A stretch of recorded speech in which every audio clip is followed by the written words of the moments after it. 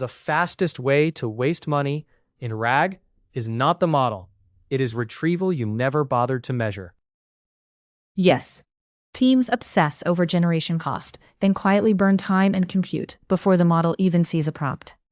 So when you say retrieval cost, you do not just mean one database lookup.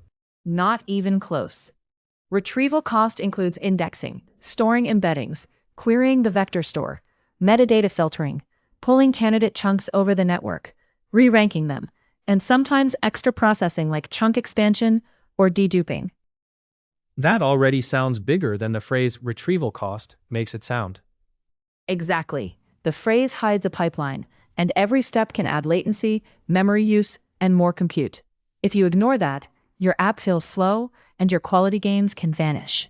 Give me a concrete case. A developer builds a support bot over product docs. Where does the retrieval bill really show up? Start with ingestion. You split thousands of docs into chunks, create embeddings, and store vectors plus metadata. Then at query time, you embed the user question, search maybe hundreds of candidates, fetch the top set, re-rank them, and only then hand a few chunks to the model.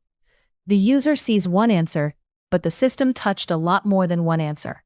So the trap is thinking the final prompt is the whole story. Right. Model price is only the visible part. Retrieval can dominate the path to that prompt, especially when your corpus grows or your traffic spikes. Let us make this uncomfortable. Why is retrieval cost often more important than model price? Because retrieval hits every query and shapes quality before generation starts. If retrieval is sloppy, the model gets bad evidence. If retrieval is expensive, every user pays in delay. Bad retrieval is a double loss: worse answers and slower answers. So a stronger model cannot save weak retrieval. Not reliably. If the right chunk never arrives, the model cannot reason over missing facts. Teams often upgrade the generator when the real fix is trimming the retrieval pipeline. Example? Say your legal policy assistant pulls 20 broad chunks because someone set chunk size too small and top K too high. The model now receives noisy context with duplicates and near misses. You pay for more retrieval work, more context handling, and still get a vague answer because signal got diluted. Good. Let us talk top K, because people love turning that dial upward like it is free. Top K is one of the easiest ways to inflate retrieval cost.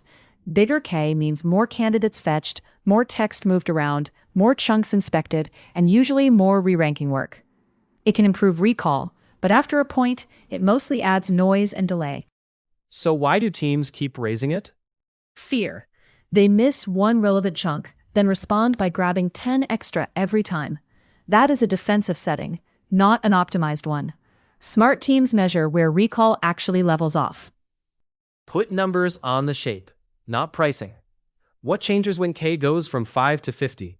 At K equals 5, you might fetch 5 chunks and pass 3 to the model. At K equals 50, you may retrieve 50, re-rank 50, inspect more metadata, and maybe still pass only 3 or 5 forward.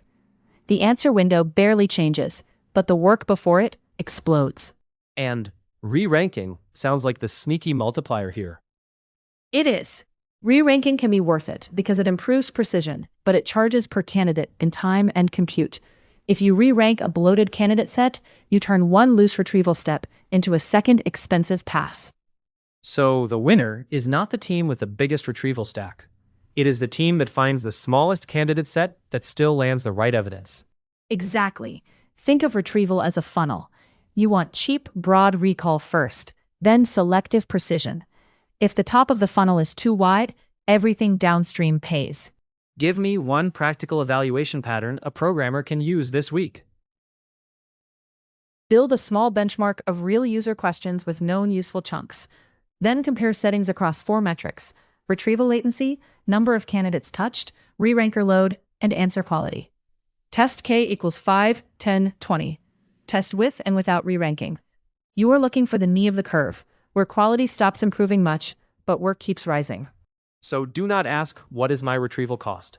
Ask, cost for what level of evidence quality? Yes, retrieval is not cheap or expensive in the abstract. It is efficient or wasteful relative to the accuracy you get back. And the strategic consequence is brutal.